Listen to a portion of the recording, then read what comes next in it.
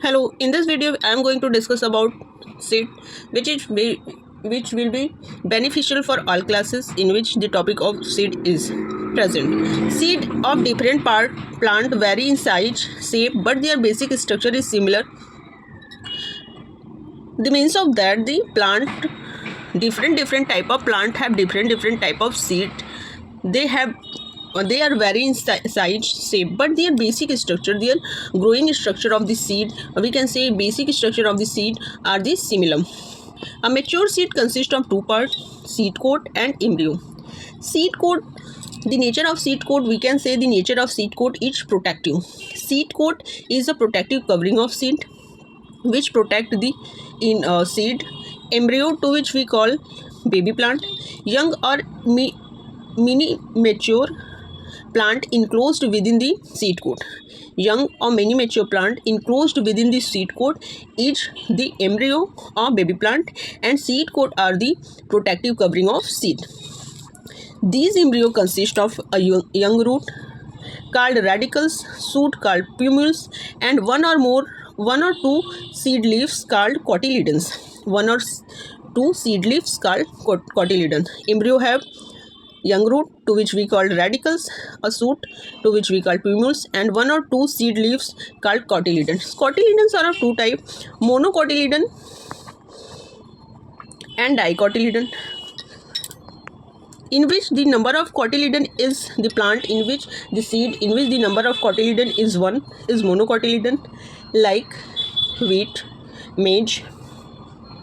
The seed in which the number of cotyledon is 2 is the dicotyledon, like pea, gram, etc. Depending upon the plant, the food is stored either inside the cotyledon or in a mass of cell called endosperm. Depending upon the plant, it means in different type of plant, the stored food material will be different type. Like in some plant, food material is stored inside the cotyledon. In some other plants, food material is stored in mass or cell, to which we call endosperm. Clear to all or not? Now, what is endosperm? Endosperm surrounds the embryo, and where embryo is enclosed in the seed coat. Okay, so endosperm surrounds the embryo. It provides nourishment to the growing embryo. Embryosperm gives nourishment to the growing embryo. Endosperm is replaced by the flaccotyledon in dicotyledon. The endosperm will replaced by the flaccotyledon in dicotyledonous plant. In monocotyledon, the endosperm persists in a mature seed and store the food. In dicotyledon, these endosperm are replaced by the flaccotyledon, while in monocotyledon, endosperm persists in mature seed and they store the food. Okay, so the function of endosperm that it surrounds the embryo and provide the nourishment to the growing embryo. Now here we will discuss about seed germination. What is seed germination? The process by which embryo become active and grow in a new plant is called germination. Is called seed germination. A process by which an embryo become active and grow into a new plant is called germination, or this is called seed germination. Here is the process of germination. Firstly, seed uptake of water by seed. A seed uptake the water. Water help to active enzyme present in the cell. These water help to activate the enzyme which are present in the seed. Enzyme digest the food stored in the seed. Enzyme digest the food which are stored in the seed.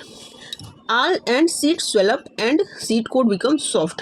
When enzyme digest the food stored in seed, the seed becomes swell up and the seed coat becomes soft. Stored food is used up. Now stored food is used up, and now radical as well as plumules start growing. When stored food is used, radicals and plumules start growing. Radicals grow from the embryo and plumules also from there. Radicals come first come out from of the seed coat and form root system. These radicals form root system and plumules form first leaf of the plant. So what is the germination process? Firstly, seed uptake the water. Water helps to activate the enzyme which are present in the seed. These enzyme digest the stored food of the seed, and seed swell up and seed coat becomes soft. Stored food is used up and radicals as well as pumils grow. Radicals form root system and pumils form the first leaf. Here is the structure. In this is the seed, and we can see here the radical emerge first. Radicals start to grow down in soil. We can see here radicals start to grow down in soil, and in this we can see here pumils grow out. Radicals continue grow down and pumils grow up. In this video, in this figure we can see that now the pumils penetrate the soil surface and go outside of the soil. Leaf open out. Here is the leaf which are open out. The root makes side branches, and finally the radicals start to make the side branches. We can see here. Now we will discuss about type of germination. Seed we discussed on seed, type of seed germination, process of seed germination. Now the type of germination. There are two types of germination are found: epigeial germination and hypogeial germination. Now here we will see the type of germination.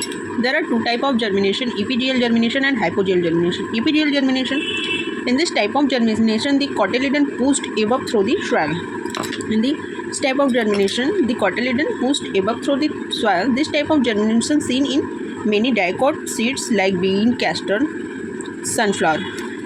And epigeial germination, in epigeial germination, many dicotyledonous plants exhibit epigeial germination. As we know, during epigeial germination, cotyledon store food, and the cotyledon perform the process of photosynthesis, because cotyledon are green in color and it come out from the soil and perform the process of photosynthesis. Epigeial plant growth is faster than hypogeial plant. Okay, next is the hypogeial germination. In this type of germination, the cotyledon remain below the soil. In this type of germination, the cotyledon remain below the soil. It's seen in many seeds like maize, gram, peas. So type of germination, the germination are of two types: epigeial germination and hypogeial germination. The type of germination in which the cotyledon pushed above the soil is epigeial, and the cotyledon remain below the soil is the hypogeial germination. Next is the condition necessary for germination. What is the conditions which is required for the seed germination is water. Why water is required? Why water is necessary? So that the seed can swell up and burst open. It's also need for the stored food to be made soluble to feed the embryo. So water is required for the swell up and burst open it, and for stored food material to be made soluble to feed the embryo. For embryo feeding, water is required. Next is the oxygen. Oxygen is required for the respiration and favorable temperature. The third point is favorable temperature. Favorable temperature needed for growth. Many seeds will not germinate if the favorable condition is not available. As we know, in every cases where the temperature, when the conditions will not be favorable, the thing cannot grow. So the favorable temperature is also very necessary for the germination of seed. Temperature ranging from 25 degrees Celsius to 35 degrees Celsius is suitable for germination. So if a question comes, how temperature which is required, which for the seed germination is 25 degrees Celsius to 35 degrees Celsius. It's a suitable temperature for the germination of seeds. So in this video we learn about seed, type of seed germination, type of seed germination, and the condition necessary for the seed germination. Thank you for watching.